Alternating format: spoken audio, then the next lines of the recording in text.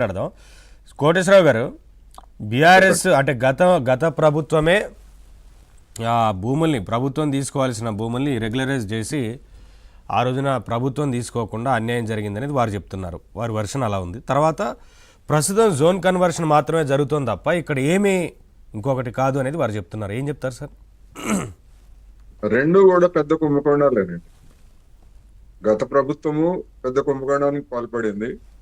ఇప్పుడు ప్రభుత్వం కూడా జోన్ కన్వర్షన్ పేరుతోటి పెద్ద కుంభకోణానికి పాల్పడుతుంది అనేది నా అభిప్రాయం.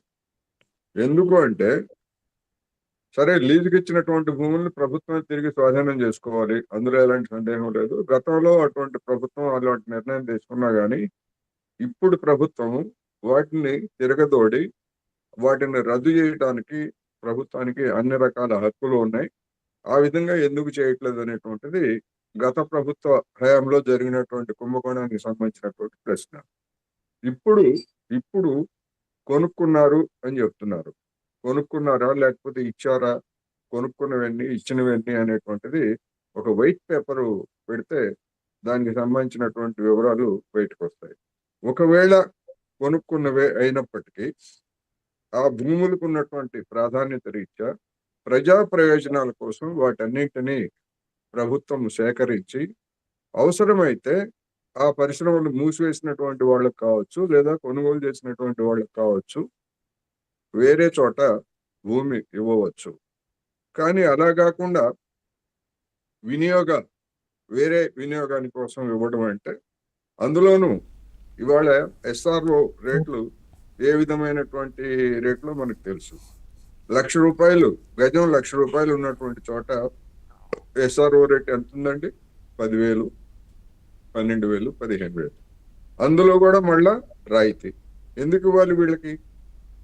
ఆల్రెడీ పరిశ్రమలు పెట్టి వాళ్ళు దాని మీద సంపాదించుకున్నారు, అనుభవించారు, లబ్ధి పొందారు. మరి అటువంటి భూముల్ని ఎందుకు రాయితీకి ఇవ్వాలి అనేటువంటి ప్రశ్న. అందువలన అది కుంభకోణమే, ఇది కుంభకోణమే, అందులో ఎలాంటి సందేహం లేదు. ప్రజా ప్రయోజనాల కోసం పబ్లిక్ స్పేస్ తగ్గిపోతా ఉంది. ప్రభుత్వ అంటే ప్రజా అవసరాల కోసం భూములు లేనటువంటి పరిస్థితుల్లో వాటిని ప్రయోజనం కింద తీసుకొని ఎందుకు స్వాధీనం చేసుకోకూడదు? గత ప్రభుత్వం ఆ పని చేసింది కనుక దాన్ని అడ్డు పెట్టుకొని వీళ్ళ చర్యను సమర్థించుకోవడానికి చూడటం అనేటువంటిది ఏమాత్రం సమర్థనీయం కాదు. గత ప్రభుత్వం తొడగోసుకుంది, వీళ్ళు మెడగోసుకుంటారా? కోసుకోరు కదా.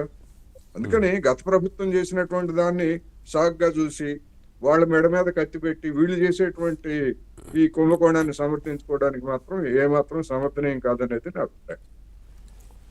శ్రీనివాస్ గారు, మీ ప్రభుత్వంలో కూడా అంటే ప్రభుత్వం స్వాధీనం చేసుకోవాల్సిన భూముల విషయంలో రెగ్యులరైజ్ చేశారనేది వారు చెప్తున్న మాట. అంత విలువైన భూములన్నీ పైగా ప్రభుత్వ భూములు ఆ రోజున అనేది చెప్తా ఉన్నారు. ఎందుకంటే లీజ్కి ఇచ్చినవి కదా.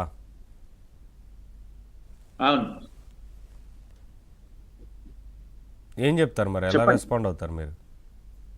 దేని గురించి అంటున్నారు మీరు గత ప్రభుత్వంలో జరిగిన అవినీతి గురించి ఇప్పటి వరకు చరణ్ కౌశిక్ గారు మాట్లాడారు. ఆ రోజున లీజ్కి ఇచ్చిన భూముల్ని మీరు ఎలా రెగ్యులరైజ్ చేశారనేది. వారి సొంతం ఎలా అయిపోతాయి, ప్రభుత్వ భూములు స్వాధీనం చేసుకోవాల్సి ఉండే కదా అంటున్నారు.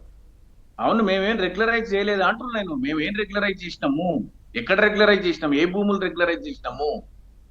మీరు మాట్లాడే గ్రిడ్ పాలసీ గురించి మేము ఎక్కడ రెగ్యులరైజ్ చేయలే. 50%